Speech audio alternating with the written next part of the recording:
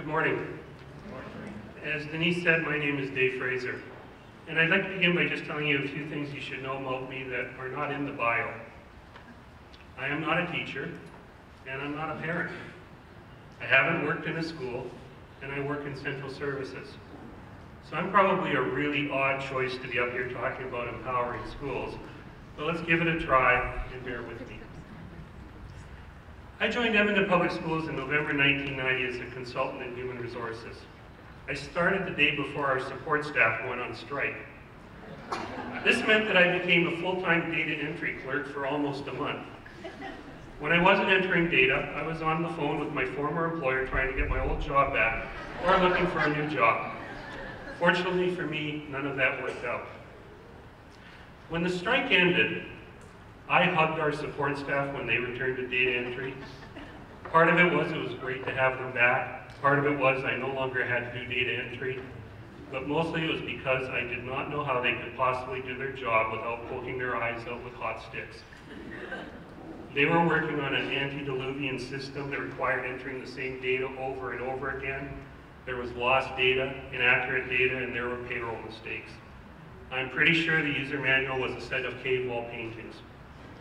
It took so long to upload data I could make a complete meal in a microwave, and then there were the phone calls and the complaints from teachers and other staff. You get the picture. A number of us thought we needed a new system, so we approached the head of HR and he said, we'll do some research, put together a business case, and he'll take it to the superintendent. I thought, well, this is going to take at least a year to 18 months. Within 6 weeks it was approved and we were given money and 3 directives or key performance indicators from Mike Strembitsky, our superintendent. Fix it so it works, be on time and don't go over budget, and you figure out the rest. That was my first exposure to the culture of the superintendent saying, my result, your process. So we went ahead and implemented the new PeopleSoft HR payroll system on time and under budget in less than a year. A few months later, some staff went to the PeopleSoft conference in California. This was before there was Oracle World and PeopleSoft and the conference that attracts like 16,000 people today. There were about 400 people. No one could believe how we implemented the system that fast with so few resources. Other similar-sized companies had spent 5 and 10 times as much and taken 2 years to implement. They also had huge problems in implementation because senior management was micromanaging, departments were fighting with each other, and there was hurdle after hurdle, barrier after barrier. That project was also my first exposure to what could be accomplished in an empowered system. So I stayed with the district and moved into different roles until my last role, where I'm responsible for looking after the operational side of the district. You know, finance, HR, communications, planning and student transportation, facilities, technology, and our foundation. It's my last role because I'll be retiring in the new year. So what does an empowered system look like and feel like from a central perspective and an operational perspective? This is important because at Edmonton Public Schools, we all believe that teaching is a collective responsibility and that the students are at the center of everything we do. We went away from that, and I'll talk about that in our keynote tomorrow. And rest assured, Bruce will also tell you what's working and what's not working. But to illustrate, and being an HR guy at heart, let me share a few examples of the amazing staff who work for us. And please know that if I did this talk 100 times, I could use different examples each time. We really are blessed with the talent we have. So let's start back in payroll and benefits. We process 14,000 checks a month with all kinds of one-offs and calculations and anomalies, and we're down to an average of about 60 errors, an accuracy rate of 99.6%. How do we achieve that? Because Michelle in payroll and her staff know that if a teacher's pay is not accurate, or there's an error in their entitlements, or they can't access their benefits, then they are distracted and not focused on their students and teaching and learning. Michelle is empowered to do whatever it takes to quickly correct errors and ensure they don't happen again. And she is fierce and relentless. Why? Because it's all about the kids. Let's shift to Kevin, a welder in maintenance services. Kevin was empowered to work all night and through a long weekend to figure out how to fix a 70-year-old boiler in an inner city school so the kids could come into a warm building on Tuesday morning when it was 30 below outside. It's also about the grade 3 teacher in that school who asked all 23 of her students to send Kevin a personal thank you card. Well, Kevin really appreciated the overtime pay. What do you think he appreciated more? It's all about the kids. It's also about Lisa, who you're going to hear from in a few moments, who asked to come to the annual Facility Services Christmas lunch so she could personally thank everybody for getting her new school ready to open and for setting up the additional pods and portables when she was bursting at the seams with students. Empowerment's about MIPI, our Math Intervention Programming Instrument. Last May, our superintendent was not happy with how our kids were doing in math grades 1 to 9 and wanted to know what could be done to help teachers. Teachers said the provincial standardized achievement tests really didn't help because it was only grades 3, 6, and 9. They were administered in June, and the tests only really told us what we should have done with our kids from last year. So we pulled together a group of principals, teachers, and central consultants to develop an instrument that could be administered in September that told every teacher in grades 2 to 9, real time, what their kids know and retained in math from the previous year. So this started last May, and he wanted it this September. We involved central translators to translate the instrument into 4 other languages. Communications put together the messaging for parents, teachers, and the media. We got district technology to help the team use Google Docs and share sites for collaboration, and Google Forms and Flubaroo to administer the assessment online as well as on paper and collate the data. This was an instrument developed by classroom teachers for classroom teachers. In September, almost 49,000 students completed the instrument, and our teachers had real-time formative assessment data. Each teacher could use his or her professional judgment to determine which math concepts were well understood and we could move forward, who needed individualized support, and which concepts needed to be retaught before moving forward. Was the first assessment instrument perfect? No, but that's not the point. Right now we probably have up to a couple of thousand teachers providing feedback and crowdsourcing the next version of the assessment. Empowerment's about Kathy, one of my colleagues who's an assistant superintendent. When she was a high school principal in a poor area of northeast Edmonton, she and her staff were looking at a dilapidated welding shop and deeply believed that wasn't good enough and their kids should have access to better equipment. So what did she do? She and her staff worked with the Plumbers and Pipe Fitters Union, formed a partnership, and they helped finance and worked with Facility Services to build her a state-of-the-art welding shop. She also secured a commitment from them to upgrade the equipment at 3 other high schools.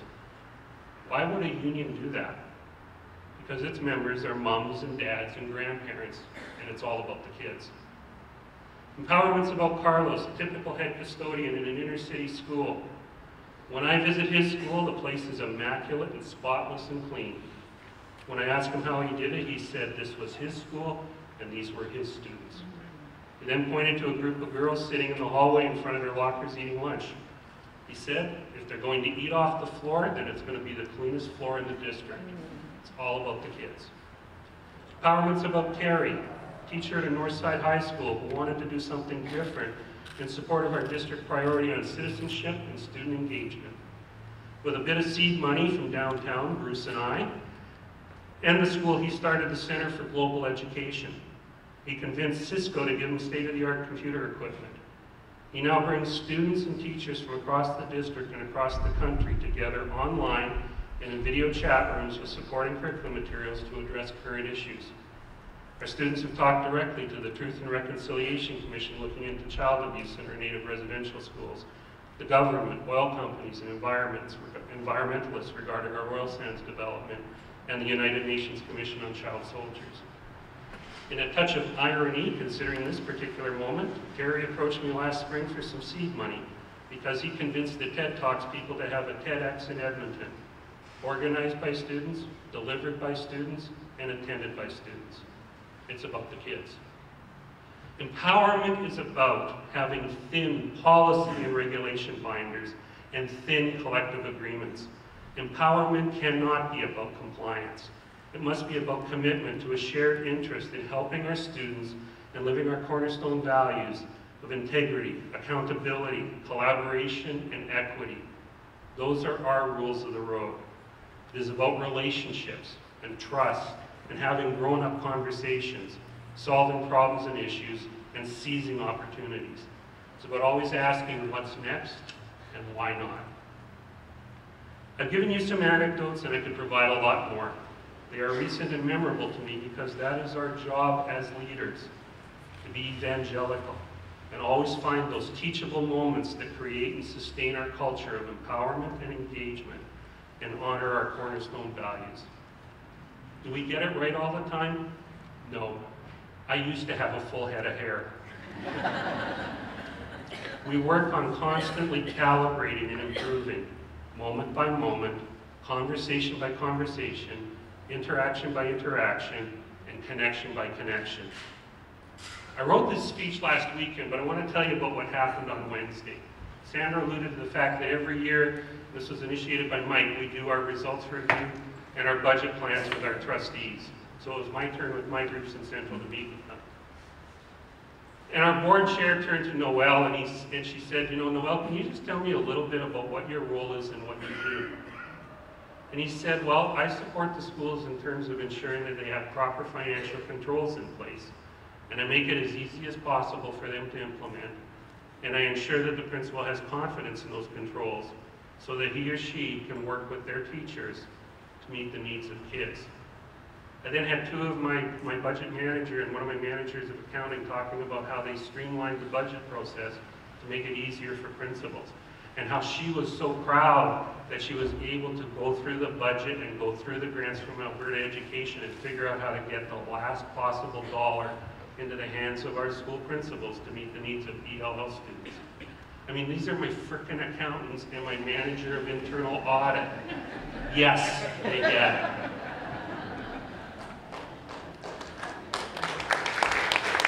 So let's shift to a few numbers, because almost everyone loves to see and do the math.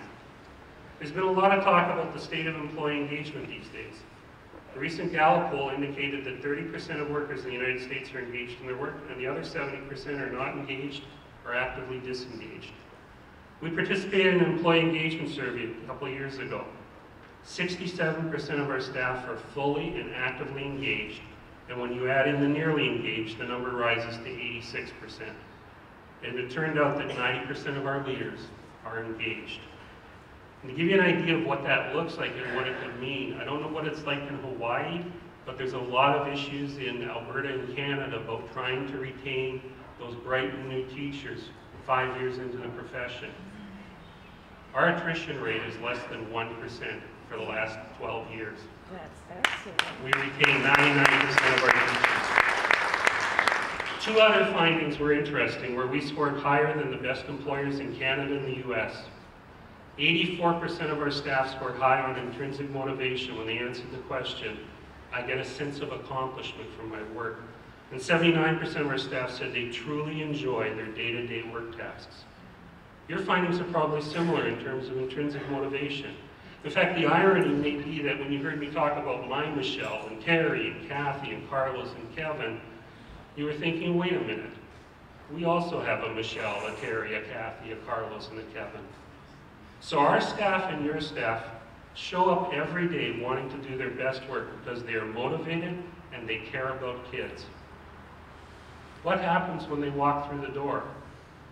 Are they encouraged and trusted, and do they have the autonomy and support and safety net to unleash their talents and be quick, nimble, creative, and innovative, to be a risk taker? Or do they face barrier after barrier, hurdle after hurdle, which sucks the motivational soul and lifeblood out of them? What happens when they take a risk and make a mistake? Are they chastised or punished? Or are they supported and reminded that, in falling flat on their face, at least they were moving forward? In order to create and sustain an empowered school system, you need, on one hand, just enough bureaucracy, structure, policies, processes, and systems to generate some efficiency and economies of scale, and not a smidgen more. And on the other hand, a culture that has the heart and the soul of a startup, that allows, and encourages and trusts your teachers and other staff to bring their A game, make the right decisions, and do their best work in support of teaching and learning. Why?